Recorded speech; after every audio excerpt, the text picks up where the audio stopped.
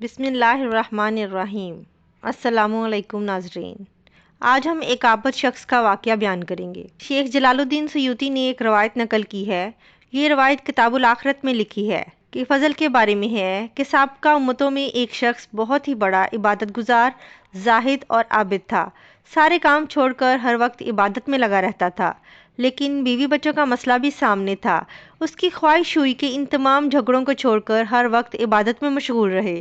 اس نے اپنی بیوی کو الگ کیا، ساری جائیداد دے دلا کر سمندر کے وسط میں ایک ٹیلہ تھا وہاں پر آ کر ایک کٹیا بنا لی اور ہمہ وقت عبادت میں مشغول ہو گیا۔ حق تعالیٰ نے اپنے فضل و کرم سے اسی کڑوے سمندر سے ایک میٹھا چشمہ جاری کر دیا، ایک نالی سے ٹھنڈا پانی نکلنے لگا اور ایک انار کا درخت اگا دیا۔ اس عابد کا کام یہ تھا کہ روزانہ ایک انار کھا لیتا اور ایک کٹورا پانی پی لیتا اور عبادت میں مشغول ہو جاتا، یعنی رات دن عبادت میں مشغول رہتا۔ اسی طرح اس نے 500 برس خالص و مخلص ہو کر اللہ تعالیٰ کی عبادت کی۔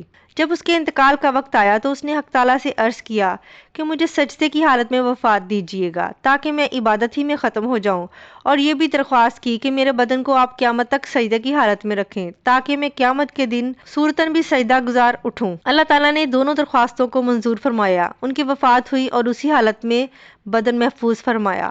مورخین ارشاد فرماتے ہیں کہ اب بھی محفوظ ہے، لیکن وہاں پر اللہ تعالیٰ نے ایسے گنجان درخت اگا دیے ہیں کہ لوگ ہیبت زدہ ہیں، وہاں پر جاتے نہیں۔ بہرحال انتقال کے بعد اسی حالت میں حق تعالیٰ کے سامنے اس کی پیشی ہوئی یا قیامت کے دن ہوگی۔ حدیث دونوں کلموں کو عام ہے۔ اللہ تعالیٰ فرمائیں گے کہ بندہ میں نے اپنے فضل و کرم سے تجھے بخش دیا اور مقام کریم عنایت کیا، تو جنت میں جا۔ اس عابد کے دل میں ایک وسوسہ گزرے گا، 500 برس ہم نے خالص عبادت کی مگر اب بھی اپنے فضل ہی سے بخش رہے ہیں، کم سے کم دلداری کے لیے یہی فرما دیتے کہ ہم نے تیری عبادت کے بدلے میں جنت دی، میں خوش ہوتا کہ محنت ٹھکانے لگی۔ اب اس کا مطلب یہ ہے کہ میں نے عبادت ہی نہیں کی، صرف فضل ہی سے بخشا گیا۔ یہ وسوسہ عابد کے دل میں آیا۔ اللہ تعالیٰ تو علیم بذات الصدور ہے، یعنی لوگوں کے دلوں کی کھٹک کو بھی جانتا ہے۔ ملائکہ سے فرمائیں گے اس کو دوزخ میں ڈالنا نہیں، البتہ لے جاؤ، اتنی دور اس کو کھڑا کرو کہ جہنم 500 برس کا راستہ وہاں سے ہو۔ ملائکہ اس کو اس جگہ پر لے گئے۔